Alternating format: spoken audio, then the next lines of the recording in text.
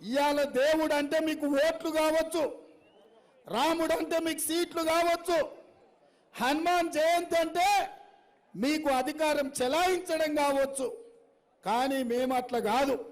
రాముడు అంటే రాముడే, రాముడికి నమ్మిన బంటులాగా హనుమంతులాగా మేముంటాం. మేము నమ్ముతాం, మేము విశ్వసిస్తాం, మేము పూజిస్తాం. రాముడు దేవుడు గుడిలో ఉండాలి, భక్తి గుండెల్లో ఉండాలి. నేను బీజేపీ నాయకులకు చెప్పదలుచుకున్నా, రాముడైనా దేవుడైనా గుడిలో ఉండాలి, భక్తి గుండెల్లో ఉండాలి. వాడే నిజమైన హిందువు, వాడే నిజంగా దేవుడిని నమ్మేవాడు.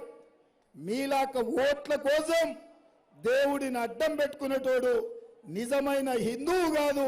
మీరు నకిలీ హిందువులు, దేవుడి పేరు మీద రాజకీయ వ్యాపారం చేసే దివాలా కోరోళ్ళని నేను ఇవాళ ఆరోపణ చేయదలుచుకున్నా.